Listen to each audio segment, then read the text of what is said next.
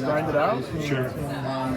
We only get 11 chances at the time to win football games. So it's not like other sports where you have more games. We have 11, now 12 chances, and if you slip on one, so you got to focus and you got to count on people to make plays. Your third year was your best year, obviously, numbers-wise, wins-wise, and this guy.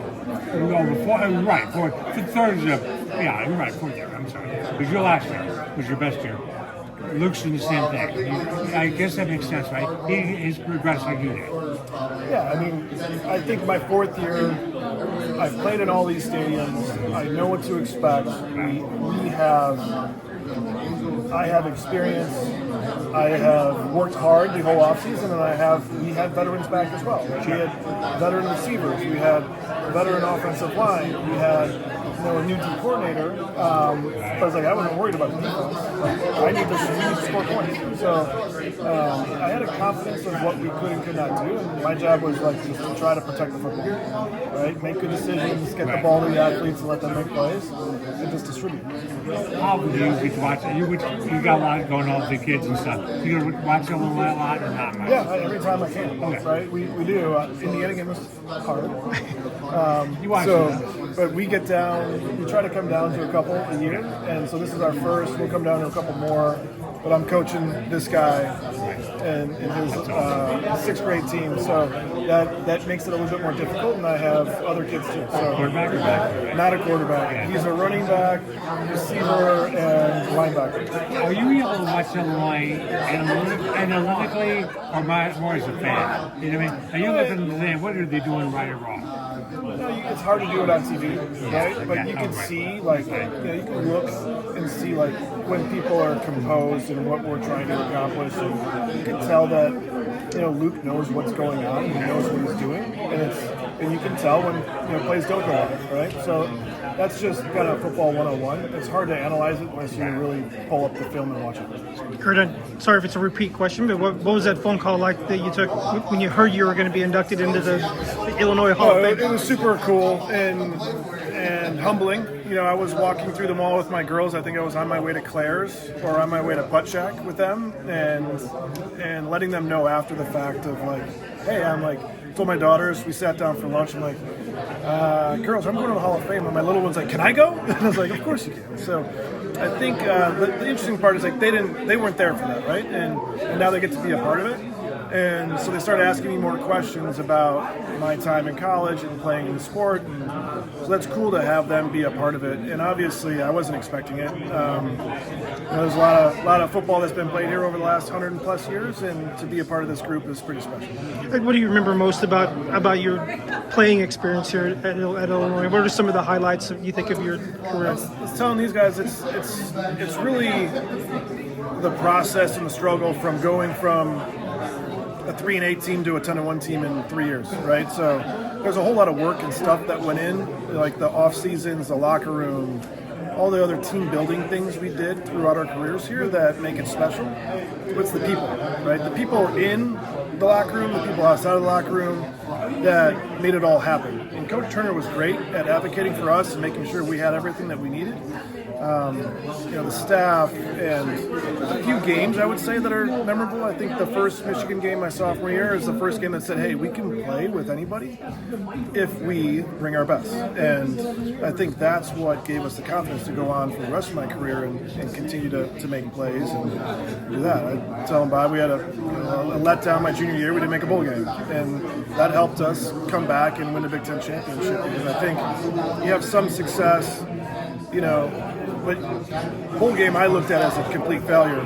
We're missing one my junior year, so whole off season I was angry, and I made sure everyone else was angry too. And so that whole summer of working hard and trying to get back was important to make sure that we were mentally and physically prepared for it. Do you keep in touch with some of your old teammates? Yeah, we're gonna have a lot of them back. So I think we have 20 or more guys coming back. Maybe a few more trickle in, but it'll be a big group. I have my family, my brothers, my nieces, nephews. It'll be a fun weekend for sure. Coaches are coming back too. It sounds like coaches. Yeah, we got Harry's coming back. Harry, Coach B, Coach McMahon, Coach Mack. Yeah, they're all going to come back. It'll be fun. The fact that your team would be in a playoff now, if they were, that team would have been. If you think about that, CFP would back down would have been pretty cool. Just talking about that, I'd be like, I'd be a millionaire. Good point. So it would be both. You get both. No, I mean, I feel like part of college back then is like not having money and being broken, learning how to grow up and learning how to, figure out how to stretch your money. Being poor is a part of college, right? Not anymore. So, no, I look back as like, hey, if that wasn't the first year of the BCS, we go to the Rose Bowl instead of the Sugar Bowl, right? So you go back, but everything happens for a reason. So I cherish the time that I had here. We did something that hasn't been done since, and so I'm proud of what we were able to do. This team has an opportunity tomorrow or Saturday to do something pretty. It is tomorrow. We're very confused. So really a big opportunity. You guys didn't play with number one, but played with a lot of great teams. What is that for them? I think we lost to them my true freshman year when they were number one. But I got pounded. Yeah, I got beat up pretty bad. But what's that mean, them being in this position that have a chance to knock out number one? I don't think that matters. I mean, it doesn't matter what they're ranked. I mean, when the schedule comes out and you see Ohio State, you circle that one. Like, it's a big game, right? You know when Ohio State is coming to town, there's a few teams that when they come to town, it's like, okay, this is the one that we have to get. And especially this year with the expectations that we have, and, we don't control the rankings, but you can control the game. So, I think, if you're not up for this one, then you shouldn't be. Are you talking to the team or not? No. You're not? You beat them twice. You might want to tell them that. 2-0 at the Horseshoe. I was going to say that. How many quarterbacks? I saw it. What do you make of what Coach Bielema has done here and how he has revitalized this program? It's awesome. I think he's done a really good job. I was telling Bob, it's like his demeanor, I think, is perfect for this team and for this program. The way he carries himself, I'm not in the locker room. I'm not in the meetings, but it seems like he carries himself as a players coach, but also like an accountability coach. Like, hey, I'm going to set the rules, and you guys have to meet them or exceed them. And he knows what it takes to win at the Big Ten level, and he's doing it. So I think he's gotten some guys in here that you got seniors, and he's the leader of the ship, right? You got a senior quarterback that's leading it as well, so that helps. But I can't say enough about how he. I don't know what it is, but when you see it on TV, you see it on game day. He's just a confident coach. He's a veteran coach, so I don't think anything really bothers him on game day. He actually probably giggles to himself when he does stuff like he did against South Carolina in the bowl game. But I think he's great. Score prediction for tomorrow? High-scoring game. I'm going to say 31-28 Illinois. Luke Altmaier is accomplishing quite a bit here that we haven't seen at Illinois for quite some time. What do you see from his game? Why has he been so successful? I think it's experience. Obviously talent is there, experience is there, and like your first couple times on the field, you travel around and you play in some big stadiums. It's different, and I think now that noise is calmed.